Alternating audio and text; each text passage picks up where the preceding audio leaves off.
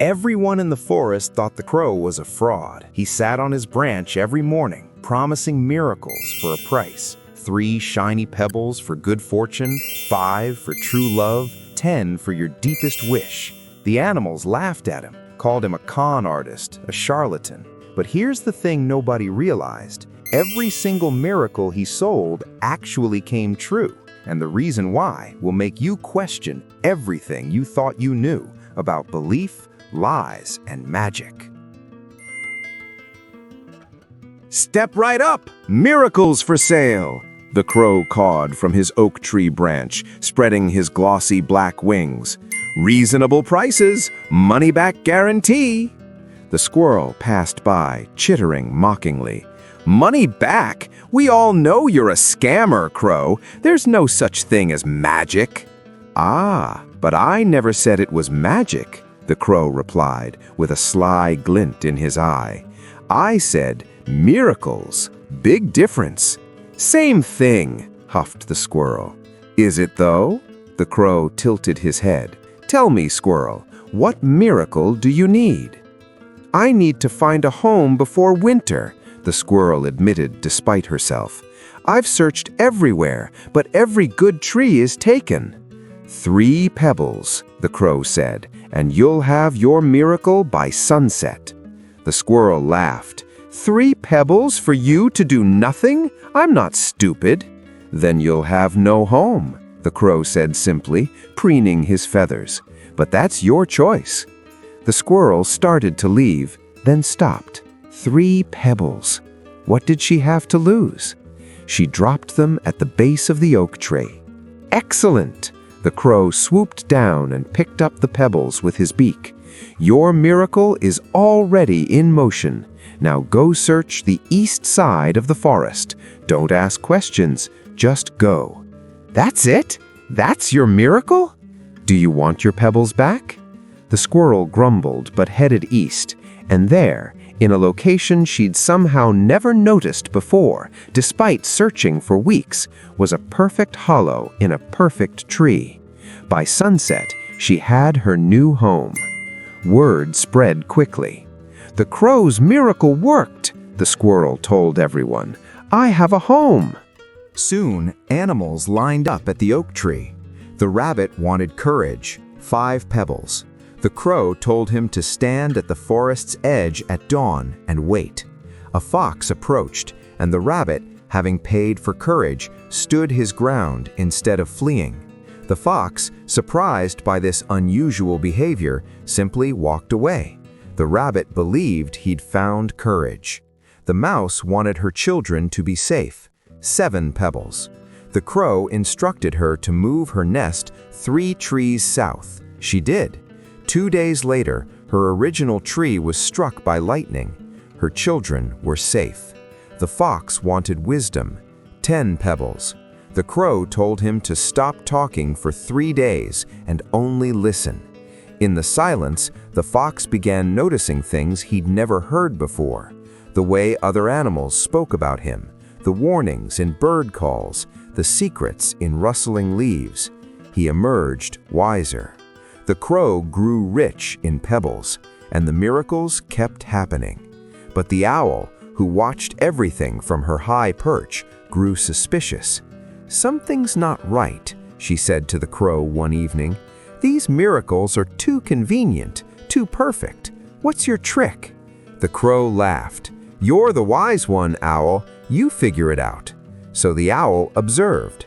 She watched as the deer paid 15 pebbles for her fawn to recover from illness. The crow told the deer to find a specific plant on the north ridge and feed it to her fawn. The fawn recovered. That plant was medicine, the owl accused. You just knew where it was. Correct, said the crow. And the squirrel's tree, you knew about that hollow all along, didn't you? I fly everywhere. I see things. And the rabbit's courage? Foxes avoid prey that doesn't run, looks like a bigger threat. Basic predator psychology. The lightning strike? I saw storm clouds gathering, predicted where it would hit. The owl's eyes widened. You're not creating miracles at all. You're just observing, calculating, and giving advice based on what you already know." "Exactly," the crow hopped excitedly. "I'm a fraud. Isn't it wonderful?" "Wonderful? You're deceiving everyone." "Am I?" The crow's voice grew serious. "Tell me, Owl, before I sold miracles, did the squirrel have a home?" "No, but did the rabbit have courage?" "He always had it, Did the mouse's children survive?" "They would have if she'd moved, but—" "Exactly," the crow ruffled his feathers. "They always had what they needed. The rabbit always had the capacity for courage.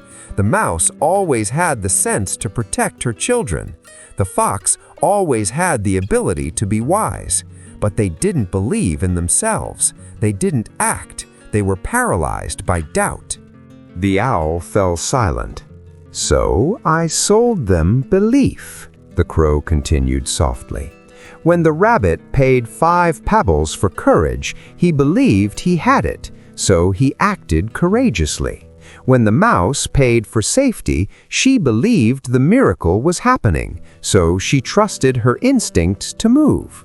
I didn't give them anything except permission to trust themselves."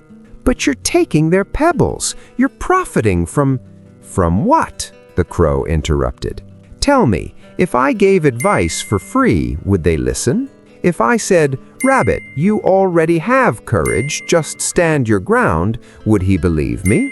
Or would he dismiss it as easy words from a bird who doesn't understand fear?" The owl had no answer. "The pebbles aren't payment for the miracle," the crow said. "They're payment for the belief.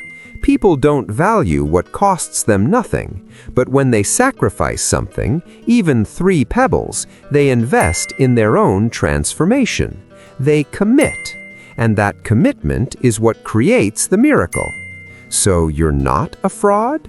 "Oh, I'm absolutely a fraud," the crow grinned. "I'm just a fraud who helps people believe in themselves. And honestly, Owl, isn't that the most honest kind of deception?" The owl flew away in confused silence, and the next morning she found herself at the base of the oak tree, dropping 8 pebbles. "I need wisdom to understand the world better," she said quietly. The crow smiled. "You already have it, but here's what you'll do. Every day, question one thing you think you know for certain. The miracle will happen on its own."